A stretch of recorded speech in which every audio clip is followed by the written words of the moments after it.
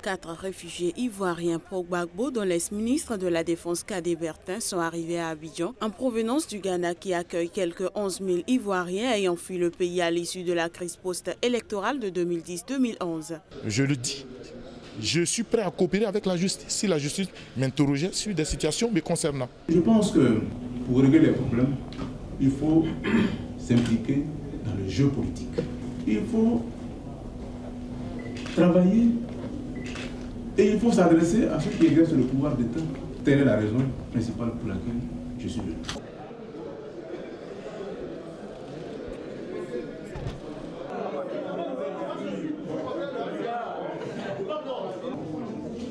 Selon le Haut-Commissariat des réfugiés, plus des 2/3 des 3 000 Ivoiriens ayant fui leur pays pendant ou après le conflit sont rentrés chez eux. Il reste encore notamment 20 000 réfugiés au Libéria, 7 000 en Guinée et 11 000 exilés pro-Gbagbo au Ghana voisin.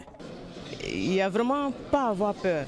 Je crois qu'on ne peut pas avoir meilleure garantie que nous-mêmes. Moi, je suis en charge de la réconciliation, de la cohésion sociale et on ne va pas appeler les frères et sœurs pour venir les livrer. Non, ça n'aura pas de sens. La réconciliation, c'est ça, transcender toutes les souffrances, toutes les difficultés et vivre ensemble. Depuis le décès du premier président Félix Houphouët-Boigny en 1993 jusqu'aux événements de 2002 et partition du pays puis la crise post-électorale, le pays a connu un tumulte des plus retentissants. Le retour des réfugiés est un enjeu majeur pour la réconciliation nationale en panne depuis la démission du président de la commission Dialogue, Vérité et Réconciliation courant 2014.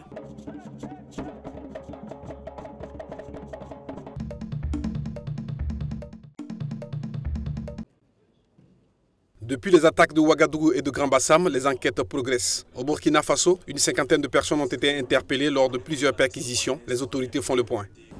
39 personnes ont été relaxées pour insuffisance de preuves et 10 personnes ont été retenues, dont 3 présentent un intérêt particulier pour les enquêtes de Capuchino, de Grand Bassam, de même que pour les attaques de Goulsi en août 2015.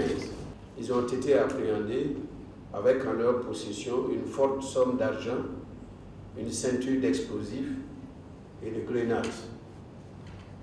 Et malheureusement, c'était Burkinabé.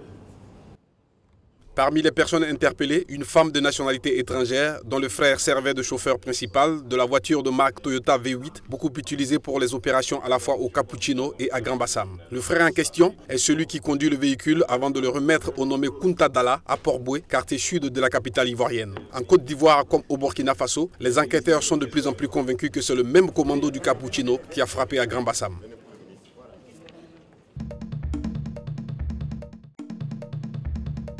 C'est désormais une nouvelle posture que vont adopter les casques bleus de la MINUSMA. Le nouveau mandat conféré à la mission par le Conseil de sécurité mardi permet aux soldats de la paix d'être plus offensifs, de riposter en cas d'attaque ou même de menace. La seule différence entre cette résolution et le reste, c'est que maintenant on nous demande d'agir de manière plus active sur le mandat qui nous a déjà été donné.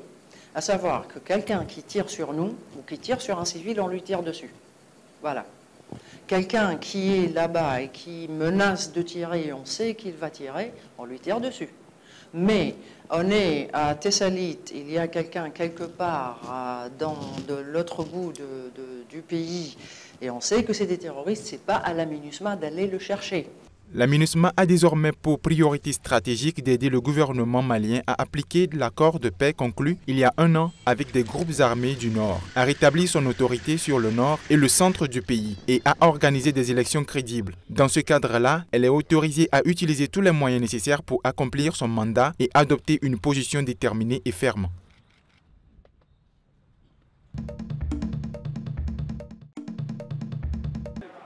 Son seul enfant avait rejoint le groupe État islamique avant d'exprimer ses regrets. Lundi, veille de l'attentat, Fatih Bayoud, chef du service pédiatrique de l'hôpital militaire de Tunis, a su que son fils était retourné en Turquie. Aussitôt informé, le médecin demande à la mère de revenir rapidement en Turquie. C'est en allant chercher son épouse à l'aéroport d'Istanbul mardi soir que Fatih a perdu la vie lors d'un triple attentat suicide qui a fait 43 morts. Il m'a dit, j'ai demandé à sa mère de venir pour qu'on puisse peut-être organiser une visite en prison ou elle pour attendre quelques jours ensemble pour qu'on le ramène avec nous. Et c'est exactement quand il est allé attendre sa femme à l'aéroport d'Istanbul qu'il a eu l'explosion et qu'il a été tué. Après le drame, les autorités tunisiennes ont confirmé que leur consulat à Istanbul était en contact depuis décembre avec la famille Bayoud. Jeudi, elles ont annoncé que la Turquie avait accepté le prochain rapatriement danois. Les funérailles de Fatih Bayoud auront lieu vendredi. À en croire la mère, le jeune homme ignore jusque-là que son père est décédé.